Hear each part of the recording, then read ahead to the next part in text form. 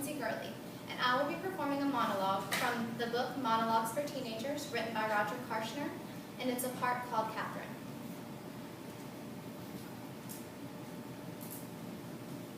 It's hard. It's really hard to talk about. I mean, you know, it started when I was 6 or 7 years old. Just 6 or 7. He would come into my room at night, and I'd wake up, and there he'd be, just standing there, staring at me. He was always very quiet. I don't ever remember him saying a word. Then he would come over to me. He would sit down on the bed next to me. And he would put his hand underneath the covers. And he would touch me. He hurt me. But I didn't know what to do. I mean, I was only 6. And if that's your father, you don't know that it's wrong. You think it's normal. And as time went on, he got bolder and bolder.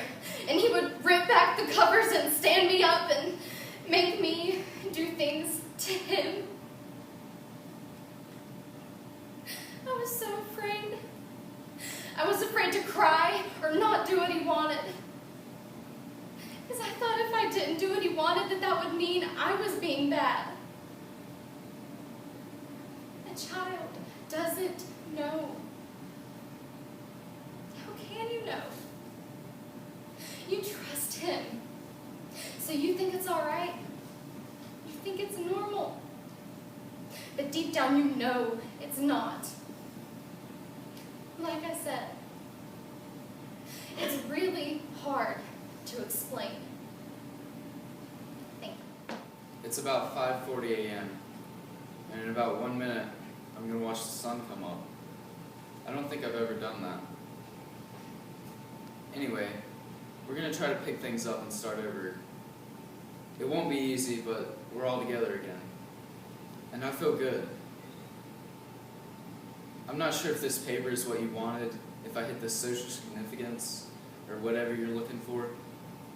But for what it's worth, thanks. A lot. So I guess this is where I tell you what I've learned. My conclusion, right? And my conclusion is, hate is baggage. My name is Hunter Strauntz, and I will be performing a monologue from Monologue in the point of view of George Young. Hello, Dad. You know, I remember a lifetime ago I was about 3.5 feet tall, weighing only 60 pounds, but every inch your son. Those Saturday mornings, going to work with my dad, and we'd pile into that big green truck. Thought that truck was the biggest truck in the universe, Pop. I remember how important the job we did was. How if it weren't for us, people would freeze to death. I thought you were the strongest man in the world. Remember those home movies when Mom would dress up like Loretta Young, ice creams, football games, playing hook the tuna the day I left for California, only to come home with the FBI chasing me. That FBI agent, Trout, and he had to get on his knees to put my boots on. He said, "That's where you belong, you son of a bitch, putting on Georgie's boots." That was a good one, Dad. That was really something. You remember that? And that time you told me that money wasn't real. Well, old man, 42 years old. finally realized what you were trying to tell me too many years ago. I finally understand. Thank you. Hello, my name is Hunter Short, and I'll be performing a monologue from Talladega Nights and the point of view of Susan. It's because it's what you love, Ricky. It is who you were born to be. And here you sit, thinking. Well, Ricky Bobby is not a thinker. Ricky Bobby is a driver. He is a doer, and that's what you need to do. You don't need to think, you need to drive. You need speed. You need to go out there and you need to rev your engine. You need to fire it up. You need to grab hold of that line between speed and chaos and wrestle it to the ground like a demon cobra. And then, when the fear rises up in your belly, you use it. You know that fear is good because it's powerful. And you use it, and you ride it. You ride it like a skeleton horse to the gates of hell, and then you win, Ricky, you win! And you don't win for anybody else. You win for you. You know why? Because the man takes what he wants. He takes it all, Ricky. And you're a man, aren't you? Aren't you? Hello, my name is Salvador Loza, and I will be performing a monologue from the Breakfast Club in the point of view of Andrew. You guys want to know what I did to get in here? I taped Larry Lester's buns together. Yeah, you know him, right? Well then, you know how hairy he is then.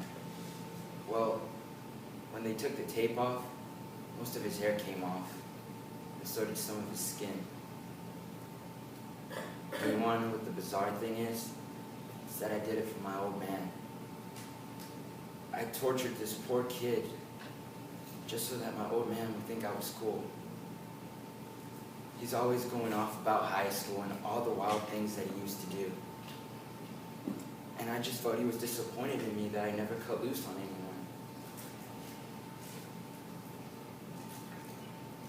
But Larry, he got hurt. It was my fault. I was in the locker room. He was just a couple lockers down from me. And he looked so weak. And I started to think about my father's attitude towards weakness. The next thing I knew, I was on top of him, and I started wailing on him. And all my friends did was cheer me on and laugh. But later, when I was in Vernon's office, the only thing I could think about was Larry's father. And Larry having to go home and explain what happened to him. And the humiliation, man. The freaking humiliation you must have felt. How do you apologize for that, man? You just can't. And it's all because of me and my old man. Hey, my name is Christina Joynes, and I'll be performing a monologue from Searching for Justice from the point of view of Janice. Justice was served? You gotta be kidding me. I was there, and I saw everything. Your client beat that man to a bloody pulp. He left him lying in the street. Just a mass of blood where his face used to be. We both saw the pictures. He had to have his entire face surgically redone. And why? Because your hero client was itching for a fight and didn't like his long hair. For 2 years, I had private investigators calling me, having me come in and identify photos and answer questions. For what? So you could sit me in that witness stand and twist my words into lies? You've got to be proud of yourself. I saw everything. I told the truth. That's what I came here to do. I've been sitting in that stuffy office all day. Let me ask you something. Does guilt or shame ever come creeping in over you when you're lying in bed at night? How can you live with yourself? Answer me that. How? Hi, my name is Drew Starkey, and I will be doing a monologue from The Silence of the Lambs from the point of view of Hannibal Lecter.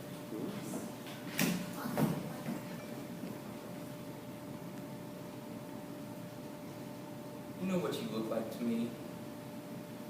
With your good bag and your cheap shoes? You look like a rube. A well-seasoned, hustling rube with a little taste. Good nutrition has given you some length of bone.